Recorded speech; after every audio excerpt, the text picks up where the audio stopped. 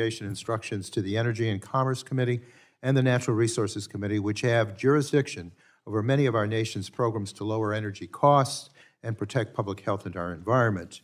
Climate change is real and already having huge impacts on Americans' economic well-being. We are living with perpetual disaster response and recovery from the consequences of rising sea levels, warming oceans, raging wildfires, and more frequent and damaging storms. Just recently, we saw the devastating effects of hurricanes in Florida and western North Carolina and wildfires in Los Angeles, destroying people's lives and property. Recent studies have shown that climate change could wipe out $1.5 trillion in home values across our United States by 2055. And companies do not want to insure properties that will be under constant threat of fires or floods. People are already feeling these effects on their wallets. State Farm is seeking a 22% rate hike for homeowners in Southern California, and our federal budget won't be immune either. There will be increased outlays for flood and crop insurance and other disaster assistance. We should not accept a world where the United States government not only ignores, but actively seeks to undermine efforts to reduce the climate pollution. But that is the Republicans' plan. When Democrats were in charge, we took historic steps to reduce pollution and deploy American-made clean energy technologies which will lower energy costs for families. And by all measures, this approach is working. Since August of 22, over 400,000 new clean energy jobs and over $420 billion in private sector investments have been announced across the United States. Many of these jobs have supported domestic manufacturing in steel, semiconductors, and batteries, to name just a few. 75% of these investments have gone to counties with lower than median household incomes, many of which are represented by Republicans. These investments are starting to revitalize the American industrial economy and uplift communities that have suffered from decades of underinvestment. But the Republicans have made no secret about their intent to repeal programs that protect our planet and create hundreds of thousands of jobs. We heard that the energy tax incentives will reduce Americans' bills, but this is also true of the grant, loan, and rebate programs that have been funded in recent years. Thanks to the Inflation Reduction Act, several states have already made rebates available to help low and middle-income households with energy costs by providing up to $14,000 to install electric appliances and make other home improvements. Energy efficiency rebates are also available, providing up to $8,000 to people that retrofit their homes. According to the Department of Energy, these rebates are expected to save families up to $1 billion in energy costs each year and support 50,000 U.S. jobs. DOE is also issuing loans and loan guarantees for innovative projects that private finance won't support. These projects cover a wide range of technologies, including restarting a nuclear power plant, developing domestic critical mineral processing capabilities, and promoting hydrogen production, technologies that many Republicans have claimed to support. And several electric utilities are taking advantage of low-interest financing to invest in their grid infrastructure and then passing the savings on to their customers. It is clear that the Republicans' top priority isn't lowering energy costs or fostering emerging industries of the future, but rather whatever is best for big oil executives. They will happily open up our public lands and waters for more oil and gas leasing, doubling down on dirty fossil fuels, and further accelerating climate change. They want to finish their multi-year policy crusade of repealing rules that EPA was legally obligated to issue in order to protect Americans from dangerous air pollution.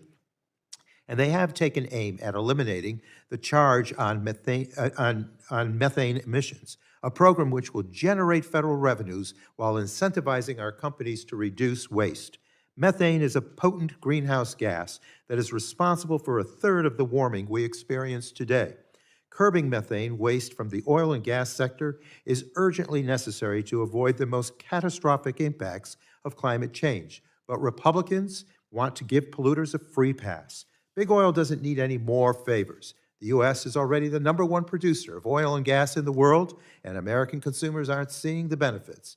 The oil and gas industry enjoys at least $15 billion in subsidies from American taxpayers each year. And in return, big oil companies collude with foreign cartels to drive up prices for American families and contribute to inflation. This amendment would allow us to reject Republicans' attempts to reverse the American clean energy transition and manufacturing boom underway and deny regular Americans the economic and public health benefits that are coming with it, all to further enrich big oil executives. It is now my pleasure to yield to a friend and colleague, our great gentleman from Rhode Island, Mr. Amma. Thank you to my great colleague from the state of New York, Mr. Tonko. Look, it's easy to miss the forest for the trees when considering this budget resolution. But here's something very concrete. The menu of targets and cuts Republicans drew up, we've all got it, is very clear. This is nothing short of a hit list. And I hope that it lays to rest once and for all the idea that Republicans somehow care about lowering costs for Americans. How could you, if you're considering rolling back measures in the Inflation Reduction Act that offer up to $14,000 in rebates for low and middle income families to make their homes more energy efficient? It's right there. These improvements in my district can save Rhode Islanders up to $1,150 in their annual energy bill. But the benefits don't stop there. These improvements can increase their home values anywhere between $9,800 and $23,000. That's real money. It's hard for me not to come to the conclusion that Republicans don't want people to achieve these savings. That instead, Republicans want to roll back programs that lower energy bills and increase home values. I yield back. And with that, Mr. Chair, I yield back. Thank you. The gentleman yields. Is there a member who would like to claim the time in opposition? Mr. Chairman? Mr. McClintock is recognized for 7 minutes. Thank you. Mr. Chairman, this amendment by the Democrats would add $881 billion to the deficit by striking the provisions of the budget resolution that direct $880 billion in deficit reduction from unleashing American energy supplies and another $1 billion by restoring sound forest management. You know, the Democrats' policies over the last decade or so have been to deliberately lock up our energy supplies on federal lands behind a wall of regulations and restrictions.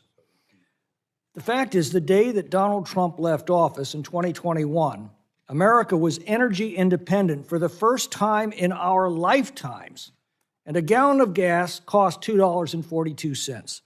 On his very first day in office, Joe Biden signed executive orders that put federal lands off limits to new oil and gas exploration. He canceled the Keystone Pipeline, and when energy prices skyrocketed, he depleted the National Petroleum Reserve and begged hostile foreign governments to increase their production.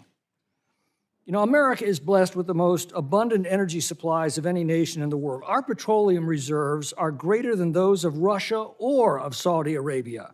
We're blessed with over 4 trillion cubic feet of recoverable natural gas alone. Nearly 8% of our nation's GDP is from energy, the vast majority of that from fossil fuels. Just a 1% increase in GDP would mean $250 billion a year generated into our economy. Similarly, our timber resources are vast. Yet America has become the second largest importer of soft pulp timber in the world, while our own morbidly overgrown forests succumb to disease, pestilence, drought, and ultimately catastrophic wildfire. In the Tahoe Basin, we cut the red tape. We provided forest thinning projects a categorical exclusion from NEPA in 2016. That took the environmental studies from an average of 5 years down to a few months. It took the environmental reports from more than 800 pages down to a few dozen. We increased timber yield from the federal lands at Tahoe from 1 million board feet a year to 9 million board feet a year. We tripled the treated acreage. And our forests in the Tahoe Basin are now returning to fire resiliency. And in fact, that's what saved the city of South Lake Tahoe from the Caldor fire. We once funded the entire Forest Service and a sizable portion of local government budgets just from the revenues generated by federal timber auctions until regulations and red tape paralyzed us. The deficit reduction numbers in this resolution are a fraction of what can be achieved simply by getting government out of the way and unlocking our vast natural resources. And if your thing's carbon dioxide, the natural gas production is what has brought down American carbon emissions, and active forest management promises to prevent CO2 from forest fires. A UCLA study revealed that just the 2020 fires in California, just that 1 year, released more carbon dioxide than had been prevented by 18 years of backbreaking environmental restrictions combined. The Ivanpah Solar Energy Plant just this week collapsed of its own economic folly, taking more than $2 billion of taxpayer money down with it. Enough is enough.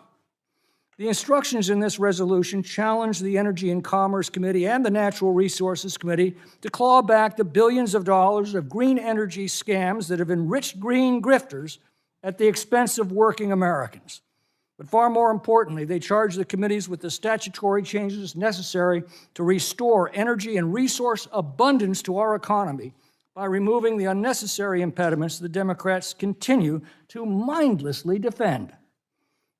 The irony is that the only thing standing between the American people and an era of affordable, reliable, abundant energy and water and timber is the crushing regulations and bloated federal bureaucracy that the Democrats keep defending.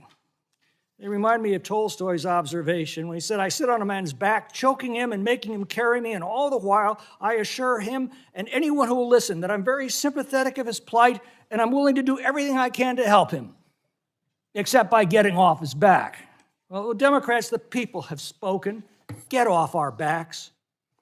Over the Speaker's roster in the House chambers, a quote from Daniel Webster. It's a prayer, really, and it's a challenge to each of us who serve here today. Let us develop the resources of our land, call forth its powers, build up its institutions, promote all its great interests, and see whether we also in our day and our generation may not perform something worthy to be remembered. With that, I'm pleased to yield the balance of my time to Mr. Stutzman. Well, thank you.